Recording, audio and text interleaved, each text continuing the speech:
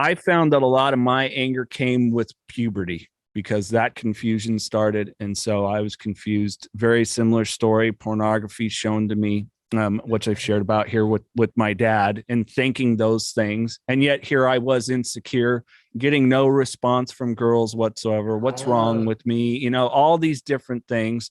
So when for you did you really, in reflection, start to see that? Because a lot of people tell me, is that puberty?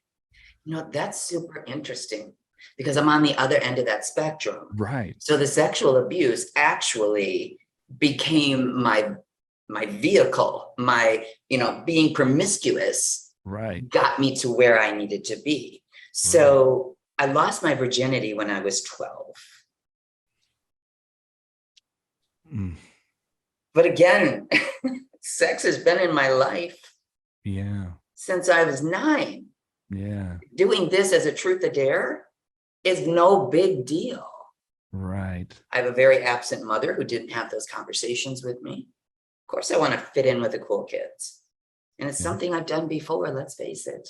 Yeah. So, so I think it's been a combination. So, when puberty did hit, that's really where like those rages really, I was just like, I don't give a fuck. Yeah. I'm promiscuous. I'm not listening to anybody. We actually, my family actually comes back to the Midwest for a divorce. And at that time, I'm about going into 9th grade. And so if you can imagine, here I am, I'm this California girl, I'm loud and, just all outspoken and dressing the part. And then I moved back to a very rural town. In a small town in one of the states in the Midwest. And I was brought into the counselor's office. And this is what just blows my mind. This tells me there's got to be a source, because I don't know if there's this many people who can fuck it up along the way. Like, you know what I mean? It's like, source had to have something to do with this, because I just don't think this is humanly possible that this many things could line up. Like there's a message here. So I went in and I was told, by the counselor that, Jules, you're really just not going to be very successful here. And I'm in 9th grade. It's like that first semester where you kind of do the check-in and I was like thinking to myself, of course I'm not going to be, I don't look like any of your people. It was almost like I had adult life skills trying to be a high schooler. Right. I was too big, and so, and he's like, there's other ways to get your high school diploma. And that's all I heard. And that's all I needed to hear. And I dropped out and I hit the pavement hard. And that's where it all began. Yeah. So at age, what is that? Like 14, 15, when you get into, freshman year, I have an adult tell me, you get out of jail free, baby. That's exactly what I did. I ran from all that shit. Where I ran to, I had no idea, but I was going to do it my way.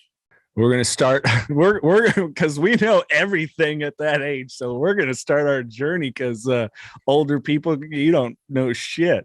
But it's not like anyone was talking to you really anyways, like talking at you, but not talking with you. Big difference. Yeah. Big difference. And I had to go through the whole healing process of, how did my mom not see this? How could you not see your daughter get sucked into this huge family? How can you not see she's getting lost? My grades reflected it. My personality reflected, just all of the signs. Yeah.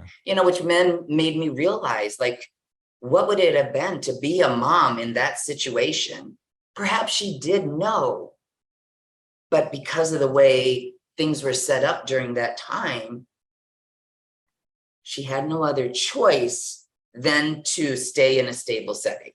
Yeah. I don't know what she made an hour. I don't know what she was willing to sacrifice. I was never in those shoes. This is the Knockin Doorz Down podcast, featuring celebrities, experts, and everyday people who have overcome adversities, including addiction, mental health, and trauma, to live purposeful lives. And that's what Knockin Doorz Down is all about.